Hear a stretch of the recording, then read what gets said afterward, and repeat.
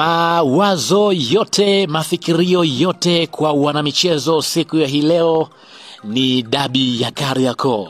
Nafahamu wengi tulikuwa tukisubiri siku ya hii leo. Wengi tulikuwa tunaifikiria siku ya leo itakuwaje? Je, hapo baadaye nini kitatokea? Je, tuendelee kusubiri? Mbona kama masaa hayafiki? Hatimaye tunaweza kusema kwamba tunahesabu masaa tu kuelekea kwenye mechi ya dabi ya Kariakoo majira ya saa 1:15 siku ya hii leo. Na kwa upande wa klabu ya Yanga, wameshaandaa jeshi lao ambalo wanaamini kwamba litakwenda kuwapa alama 3 na kuendelea kuwaweka juu zaidi na kuwaweka mbele kwa alama 7. Mpaka sasa hivi tunafahamu wako mbele kwa alama 4. Wakishinda basi wanakwenda mpaka alama 7. Hivyo tayari kwa upande wa mwalimu Miloud Hamdi ameandaa jeshi ambalo anaamini kwamba litakwenda kumpa alama 3. Kabla sija kwenda kutazama kikosi, nikukumbushe tu kwamba hii hapa ni Swahili Media. Kama bado hujaweza kusubscribe, basi nikuombe subscribe ili tuwe pamoja siku zote. Mimi naitwa Chicharito. Karibu tuweze kuangazia hapa kikosi cha Yanga ambacho kinaanza dhidi ya Simba hapo baadaye. Kwa upande wa mwalimu Fadu Davis, amekuja na mfumo wake pendwa mara zote wa 4-2-3-1. Ni mfumo ambao umekuwa haubadiliki kwenye soka la kisasa. Kwa upande wa golini yupo Djigui Diarra. Golikipa huyu kutoka nchini Mali ni golikipa ambaye amekuwa yupo kwenye ubora tangu ametoa ndani ya klabu ya Yanga. Ni golikipa ambaye amekuwa yupo timamu zaidi kwenye eneo la lango. Ubora wake na umeri wake ndicho kitu pekee ambacho kinaendelea kumpa nafasi ya kumuamini zaidi kukaa kwenye eneo hilo. Lakini pia kwenye eneo la beki wa pembeni kulia, beki wa pembeni kulia yupo bwana Israeli Patrick Mwenda. Israeli Patrick Mwenda tunafahamu namna ambavyo amekuwa yupo kwenye ubora kwa mechi za hivi karibuni. Ni mmoja mchezaji ambaye amekuwa akionyesha ubora wake. Ni mchezaji ambaye amekuwa ni mtimilivu zaidi kwenye eneo hilo. Lakini pia nikienda kutizama kwenye eneo la beki ya pembeni kushoto, yupo Shadrack Kiboka.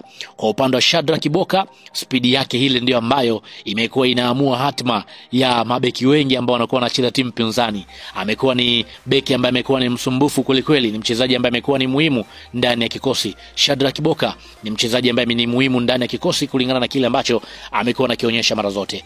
Lakini pia nikienda kutizama kwenye eneo la mabeki wa katikati, yupo Dickson Jobu. Kwa upande wa Dickson Jobu tunafahamu ubora wake, tunafahamu umahiri wake, tunafahamu pia namna ambavyo amekuwa yupo kwenye ubora mara zote. Dickson Jobu ni mchezaji ambaye ni muhimu ndani ya kikosi hicho. Lakini pia hatakuwa peke yake Dickson Jobu, atasaidiana na Ibrahim Baka. Kwa upande wa Ibrahim Baka, moja ya beki ambaye tackle zake zimekuwa za maana kweli kweli namna ambavyo amekuwa anazifanya. Hivyo kwa upande wa mwalimu Miloud kuelekea kwenye mechi hiyo ya dabi ya Kariakoo hapo baadaye, tayari amempa nafasi kwa upande wa Ibrahim Baka. Yaani kwamba hao ndio mabeki ambao watakwenda kupambania alama 3 za Simba hapo baadaye. Lakini pia nikitoka kwenye eneo la mabeki, twende tutazame sasa viungo ambao watakwenda kuhusika kwenye mchezo wa siku ya hii leo. Kwenye eneo la viungo sasa, huku ndiko ambako tunasema kwamba kila mmoja timu anaipanga kwenye viungo kwamba hawa ndio ambao watakwenda kunipa alama 3.